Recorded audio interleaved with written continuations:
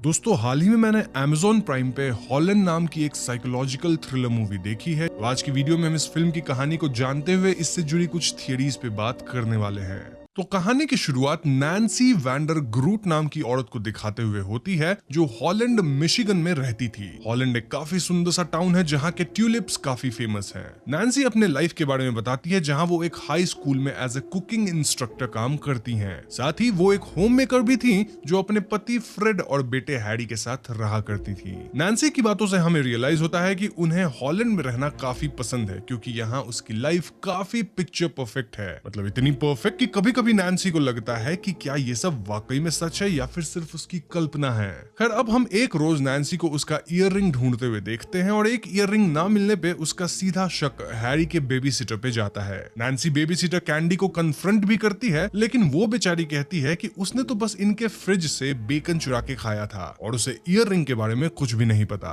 But Nancy तो उसे दोषी मान ही चुकी थी तो वो उसे काम से निकाल देती है। इस सबसे हैरी काफी गुस्सा होता है क्योंकि उसे कैंडी काफी अच्छी लगती थी और ऐसे में वो अपनी मां नैन्सी से झगड़ा कर लेता है। हैरी और नैन्सी के बीच हमेशा किसी न किसी बात को लेकर तनाव रहती ही थी। वहीं हैरी और उसके पिता फ्रेड के बीच की जो रिलेशनशिप थी वो काफी अच्छी थी।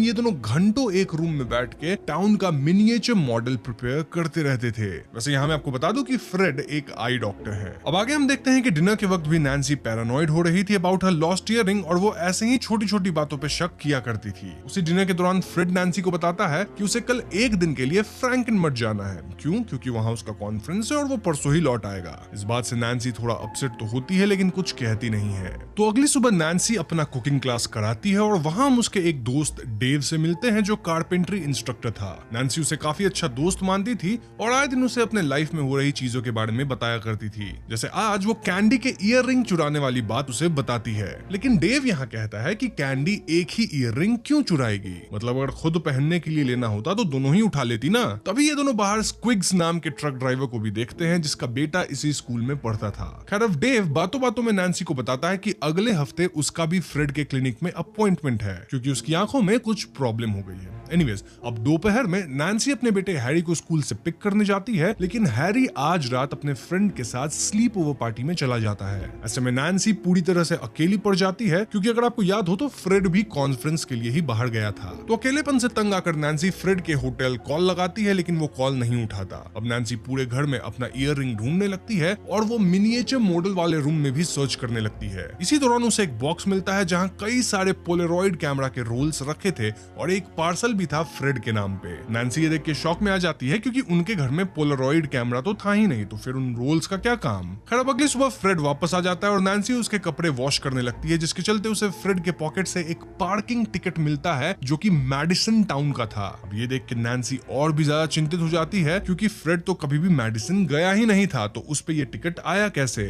या वो मैडिसन गया होगा लेकिन नैन्सी को नहीं बताया। नैन्सी ये सारी बातें फ्रेड से डिस्कस नहीं करती है लेकिन नैन्सी के मन में अब फ्रेड को लेके शक जरूर होने लगा था। ऑल्दो यहाँ एक अजीब बात ये थी कि पिछली रात फ्रेड शायद फ्रैंकमर्ट में ही था क्योंकि वो वहां के फेमस शॉप से मीट तो जरूर लाया था और वो नैन्सी के लिए एक छोटा सा प्रेजेंट भी लाया था। So you see the situation was quite confusing. खैर अब स्कूल जाकर नैन्सी ये सारी बातें डेव को बताती है। मतलब नैन्सी का कहना था कि उसे शक है कि फ्रेड उस पे चीट कर रहा है और पोलरॉइड कैमरा भी वो इसलिए यूज करता होगा ताकि वो अपने पार्टनर के साथ किंग की पिक्चर्स खींच सके और किसी को पता भी ना चले। डेव यहाँ पूरी कोशिश करता है टू नलिफाई नैन्सीज डाउट लेकिन हम सब जानते हैं कि नैन्सी के दिमाग में एक बात अगर कोई बात आ जाती है तो वो उसके पीछे ही पड़ जाती है। उसी दौरान नैन्सी अपने पास्ट के बारे में ही बताती है कि वो एक छोटे टाउन में फंसी हुई थी और फ्रेड ने ही उसके साथ शादी कर उसे हॉलैंड जैसे शहर में आने का मौका दिया। सो नैन्सी सोचती है कि एक तरह से फ्रेड ने उसे रेस्क्यू करा है। खैर अब नैन्सी दिन रात बस फ्रेड के बारे में ही सोचती रहती है और डिनर के दौरान फ्रेड नैन्सी से कहता है कि उसे इस बार एक हफ्ते के लिए ग्रीन विलेज जाना है फॉर कॉन्फ्रेंस। नैन्सी तो पहले से ही परेशान थी और ये सुन के नैन्सी काफी गुस्सा हो जाती है। फ्रेड यहाँ उसे कैसे भी मना लेता है और उससे कहता है कि चलो हम अपना रिलेशनशिप इसी पॉइंट से वापस रीसेट करते हैं। फॉर द टाइम बीइंग तो नैन्सी मान जाती है लेकिन वो रात को मॉडल वाले रूम में जाके छानबीन करने लगती है और तभी बाहर उसे एक रकून दिखता है जो कि डस्टबिन में कुछ ढूंढ रहा था और जब नैन्सी भी डस्टबिन में कुछ ढूंढती है तो उसे हैरी की आवाज आती है। नैन्सी देखती है कि घर के विंडो पे फ्रेड किसी औरत के साथ खड़ा था और वहीं हैरी ट्यूलिप फेस्टिवल का ड्रेस पहने हुए टाउन में भाग रहा था। तभी नैन्सी के कदमों में बहुत सारे लोगों की डॉल्स आ जाती है और वो चलते चलते पानी में डूबने लगती है, लेकिन still she couldn't find Harry और तभी वो डर के नींद से उठ जाती है, इंडिकेटिंग कि ये सारा कुछ उसका सपना था। खैर, तो अगले दिन डेव स्क्विग्स के बेटे को कारपेंटरी सिखाते वक्त नोटिस करता है कि उसके चेहरे पर कुछ चोट के निशान थे और वो उसे पूछता है कि क्या घर पे तुम्हारे साथ कुछ गलत होता है, लेकिन स्क्विग्स का बेटा कुछ कहता नहीं। वहीं नैन्सी अब डेव से मदद मांगती है और वो डिसाइड करती है कि दोनों मिलकर फ्रेड के ऑफिस में चोरी छुपे घुसेंगे ताकि वो ऑफिस में कोई क्लूज ढूंढ सके।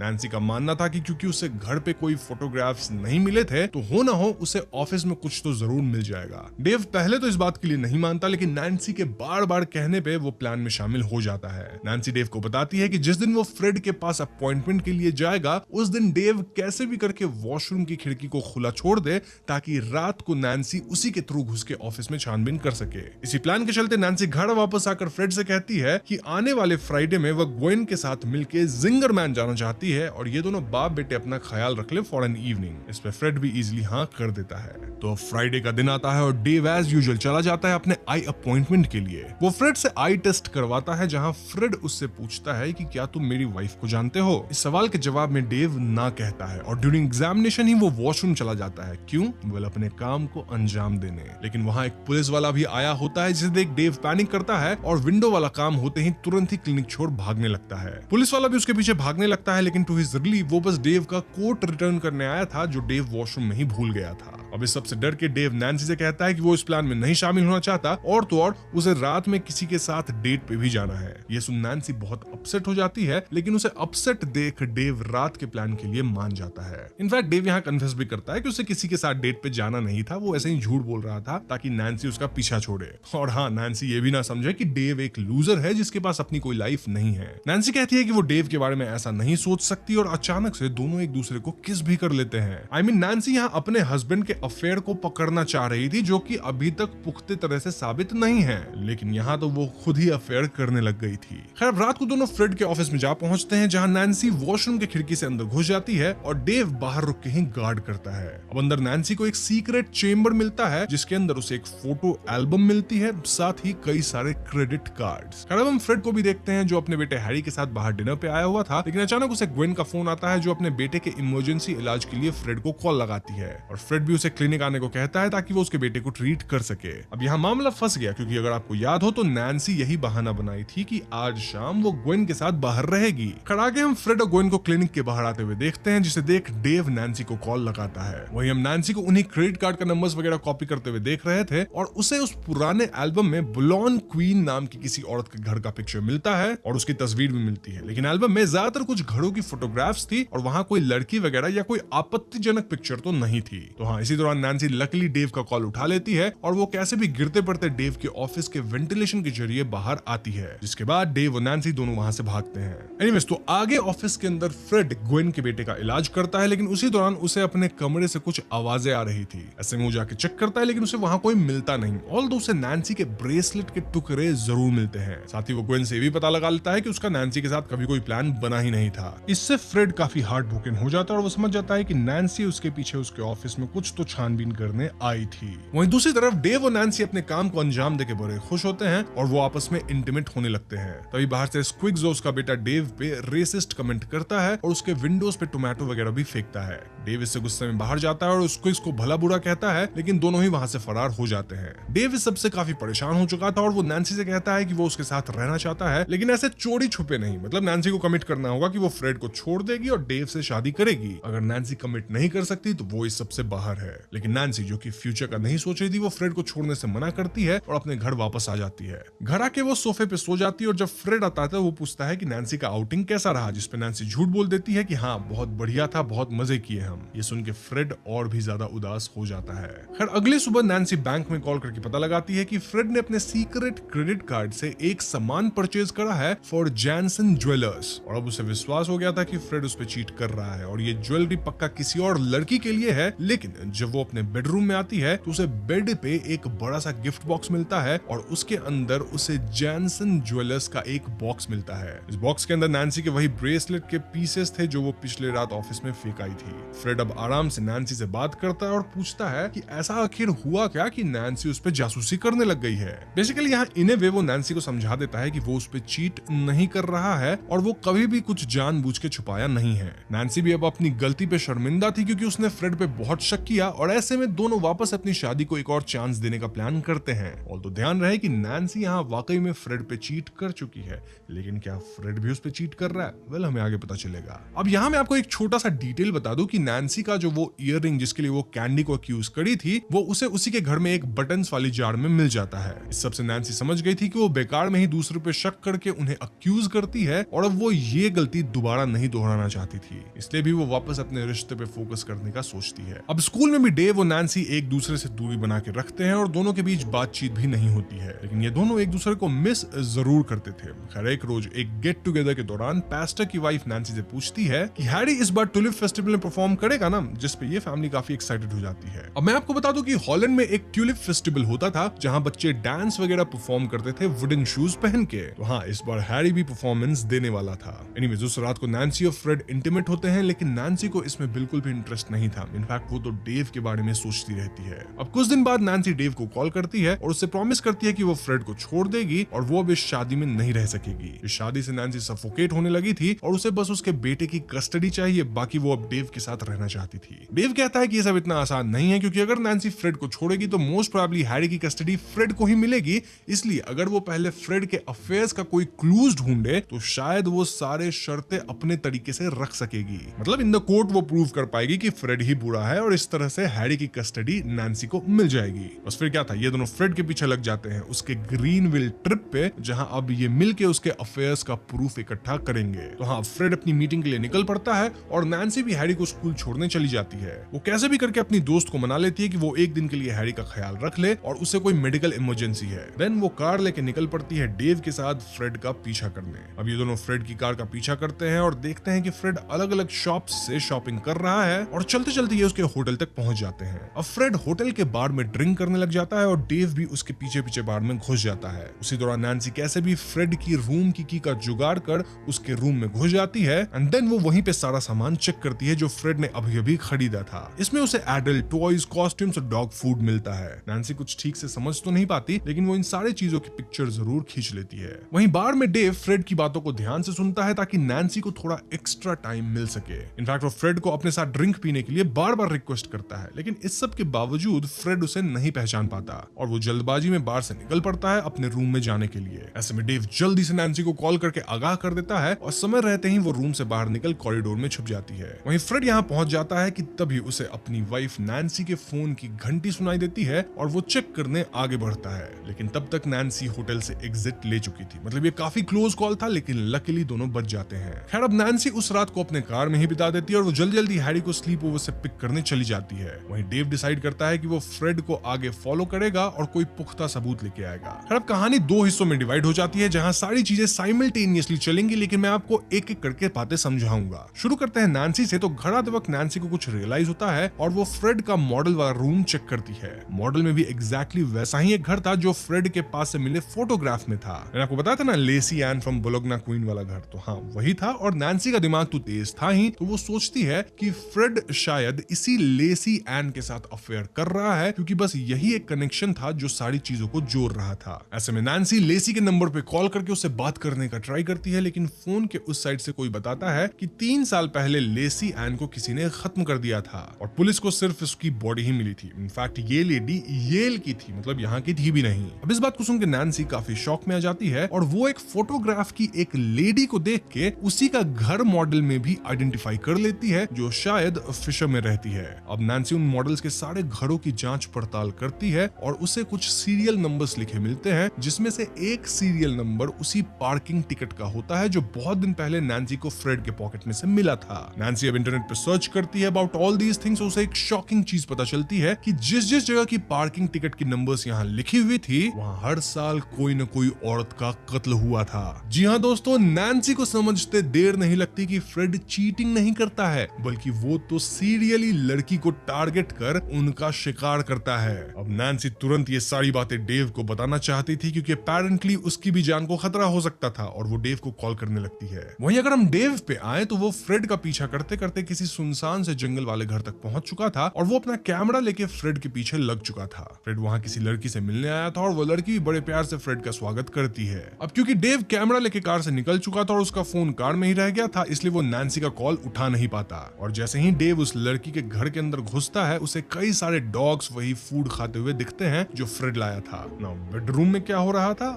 फ्रेड उस लड़की को समाप्त करके काट रहा था। जी हाँ दोस्तों, नाउ अनफॉर्चुनेटली फ्रेड डेव को देख लेता है और दोनों के बीच हाथापाई होने लगती है। इसी बीच वो कुत्ता भी अपनी मालकिन का खून ही पीने लग गया था और दोनों लोग लड़ते लड़ते विंडो से बाहर गिर जाते हैं। बाहर डेव के हाथ में एक नाइफ लगता है और वो उसी से फ्रेड को स्टैब कर देता है, लेकिन फ्रेड उसका पीछा नहीं छोड़ता। अब डेव एक नदी किनारे पहुंच जाता है जहां फ्रेड भी आता है और इनके बीच हाथापाई होती है, बट डेव किसी तरह फ्रेड को पानी में डुबा देता है। नाउ इस पॉइंट तक फ्रेड को भी काइंड ऑफ पता चल चुका था कि नैन्सी और डेव साथ में काम कर रहे थे। खैर फ्रेड के पानी में डूबते ही डेव वहां से वापस टाउन आ जाता है और वो नैन्सी के पास आके कहता है कि उसने फ्रेड को सारे प्रूफ्स वगैरह दिखा के डरा के भगा दिया है और वो अब कभी वापस नहीं आएगा। मतलब यहाँ डेव सच नहीं बताता कि उसने तो फ्रेड को डुबो के खत्म कर दिया है, शायद इसलिए क्योंकि वो पुलिस के झमेले में नहीं पड़ना चाहता था। नैन्सी भी ये बात मान लेती है कि हाँ, फ्रेड हमेशा के लिए भाग गया है और अब दोनों डिसाइड करते हैं कि हैरी के ट्यूलिप फेस्टिवल के परफॉर्मेंस के बाद ही ये तीनों यहाँ से कहीं दूर निकल जाएंगे और कभी वापस हॉलैंड नहीं आएंगे।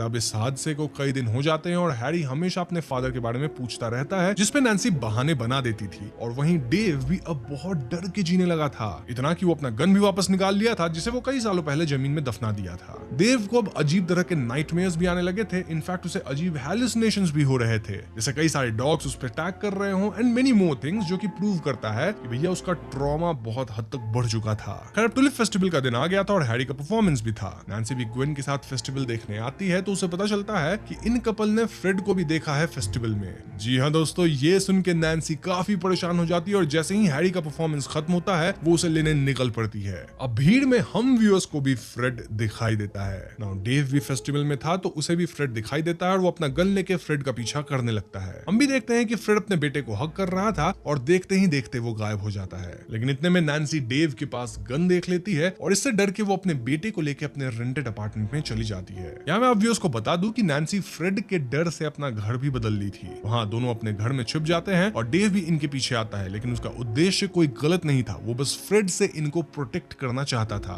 अंदर भी हैरी बार बार अपनी माँ से पूछ रहा था कि आखिर वो ऐसा अजीब बर्ताव क्यों कर रही है, लेकिन नैन्सी बस इतना ही कह रही थी कि हैरी को अपनी माँ पे भरोसा करना होगा। तो आगे हैरी को अपनी माँ के पास में वही ब्लोगना क्वीन वाला फोटोग्राफ दिखता है और वो समझ जाता है कि यहाँ शायद सच में कोई बड़ी गड़बड़ है। तभी डेव बाहर से दरवाजा खटखटाता है और अंदर आने के लिए रिक्वेस्ट करता है, लेकिन नैन्सी उसे भी ट्रस्ट नहीं कर पा रही थी। खैर दरवाजे के बाहर से डेव नैन्सी को सारी सच्चाई बताता है कि कैसे फ्रेड लड़कियों को मार रहा था और उसने सेल्फ डिफेंस में फ्रेड को चोट पहुंचाया था। उसे लग रहा था कि फ्रेड समाप्त हो गया है, लेकिन अब वो वापस आ गया है। ये सुन के नैन्सी उससे नाराज होती है कि उसने झूठ बोला, लेकिन वो डेव को अंदर आने देती है। डेव अंदर आके पुलिस को कॉल करने लगता है क्योंकि अब बात बहुत आगे बढ़ चुकी थी, लेकिन नैन्सी उसे ऐसा करने नहीं देती। इसी चक्कर में एक टेलीविजन डेव के सर पे गिरता है और वो चोटिल हुई जमीन पे बैठ जाता है। डेव यहाँ डरते हुए कहता है कि उसे फ्लोर पे कई सारे डॉग्स दिख रहे हैं, लेकिन नैन्सी उसे समझाती है कि रियलिटी में ऐसा कुछ भी नहीं है। नैन्सी तुरंत हेल्प बुलाने जाती है, लेकिन अब तक पूरे घर में नैन्सी को हैरी भी नहीं दिखता और जब वो उसे बाहर ढूंढने जाती है तो वो उसे अपने डैड के साथ देखती है। जी हाँ दोस्तों, फ्रेड वापस आ चुका था और वो हैरी को कार में जाकर बैठने को कहता है। तभी फ्रेड नैन्सी को वापस से ब्रेन वॉश करता है और कहता है कि मैं वो इंसान नहीं हूँ जो लोगों को खत्म करता था, बल्कि मैं अच्छा इंसान हूँ जो एक फैमिली मैन है, इसीलिए अब हम वापस आ जाएंगे और फैमिली को वापस से स्टार्ट करेंगे। इन्हीं चिकनी चुपड़ी बातों से बहलाकर फ्रेड वापस से नैन्सी को लेके कार में बैठकर वहां से निकल पड़ता है। अब चलते चलते नैन्सी कोड वर्ड्स में कहती है कि हैरी बकल अप, और ये सुनते ही हैरी कार से उतर के भागने लगता है और वहीं आखिरी बार के लिए नैन्सी फ्रेड को कन्फ्रंट करती है, लेकिन इस बार उस पे डेव की गन थी। इस मोमेंट पे फ्रेड नैन्सी को मैनिपुलेट कर रहा था कि अगर वो इनके साथ नहीं होगा तो इनकी लाइफ खराब हो जाएगी, लेकिन इस बार नैन्सी फ्रेड की एक भी बकवास नहीं सुनती और दोनों में मारपीट होने लगती है। इसी हाथापाई के दौरान नैन्सी फ्रेड के एक ईयर में शूट कर देती है, लेकिन इससे भी जब फ्रेड नहीं रुकता तो नैन्सी हैरी के वुडन शूज से मार मारकर फ्रेड की जान ही ले लेती है। तो हाँ, इस पॉइंट पे अब माँ बेटे दोनों फाइनली आजाद थे। ये दोनों वापस रेंटेड अपार्टमेंट में आते हैं, क्यों? डेव को अपने साथ ले जाने के लिए, लेकिन डेव तब तक गायब हो चुका था। मतलब मतलब नैन्सी और हैरी अकेले ही घर पे रहते हैं। और मूवी के एंड में हम वापस से वही मोनोलॉग सुनते हैं जो मूवी के शुरुआत में हमने सुना था, लेकिन अब फर्क बस यही था कि ये कहानी नैन्सी और डेव दोनों की है, जहां दोनों को एक दूसरे का साथ तो मिला जिससे दोनों की जिंदगी बदल गई और अब दोनों ही सोचते हैं कि क्या वो सब सच था। मूवी यहीं पे खत्म हो जाती है। तो दोस्तों ये थी हॉलैंड फिल्म की पूरी एक्सप्लेनेशन। साथ ही ये वीडियो पसंद आई हो तो वीडियो को लाइक और शेयर करें और चैनल पे नए हैं तो हमें सब्सक्राइब भी कीजिएगा, क्योंकि हम अपने चैनल पे ऐसे वीडियोस लाते रहते हैं।